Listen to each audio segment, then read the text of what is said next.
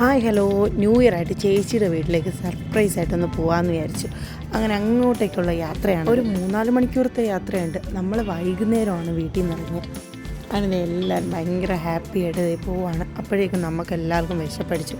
അങ്ങനെ എല്ലാവരും ഫുഡ് കഴിക്കാനായിട്ട് ഇറങ്ങി. അങ്ങനെ നമ്മൾ ഫുഡെല്ലാം കഴിച്ച് അങ്ങനെ അവിടെ നിന്ന് ഇറങ്ങി വീണ്ടും യാത്ര തുടങ്ങിയൊക്കെയാണ്. അങ്ങനെ നമ്മൾ ചേച്ചിയുടെ ഫ്ലാറ്റിലെത്തി. കോളിംഗ് ബെൽ എല്ലാം അടിച്ചിട്ട് വെയിറ്റിങ്ങിലാണ് ഡോർ ഓപ്പൺ ആക്കാനായിട്ട്. Happy new year! അതെ, അവർ രണ്ടും ഭയങ്കരമായിട്ട് സർപ്രൈസ്ഡായിട്ട് നിൽക്കുവാണ്. അവരൊട്ടും പ്രതീക്ഷിച്ചില്ല ഞങ്ങളുടെ ഈ വരവ്. ഇതാണ് ഞങ്ങളുടെ വാവ കേശു. അവൻ നല്ല ഉറക്കത്തിലായിരുന്നു. അവ എഴുന്നേറ്റ് കിളി പോയി നിൽക്കുകയാണ്. എല്ലാം കൂടി രാത്രി ഇത് എവിടെ നിന്ന് കയറി വരുന്നതെന്നായിരുന്നു. അതെ, അതെല്ലാം കഴിഞ്ഞ് അടുത്ത ദിവസം രാവിലെ നമ്മളെല്ലാവരും ചേർന്ന് ന്യൂ ഇയർ കേക്ക് കട്ട് ചെയ്യുകയാണ്. അങ്ങനെ അതെല്ലാം കഴിഞ്ഞ് ഈവനിങ് ആയപ്പോൾ ചെറിയൊരു ഔട്ടിങ്ങിന് നമ്മളെല്ലാവരും വെളിയിലേക്ക് ഇറങ്ങിയൊക്കെയാണ്. നമ്മൾ നേരെ കുട്ടനാടാണ് പോകുന്നത്.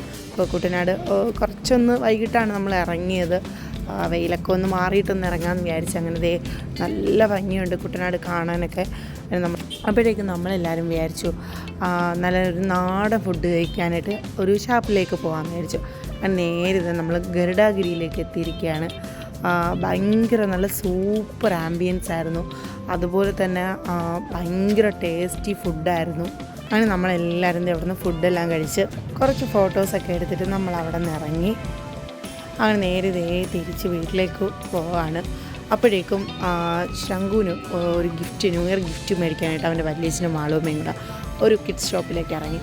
അപ്പോഴേക്കും നേരെ ഞാൻ പോയി കുറച്ച് ബുക്സൊക്കെ നോക്കുന്നുണ്ടായിരുന്നു ശംഖുവിന് മേടിക്കാനായിട്ട്.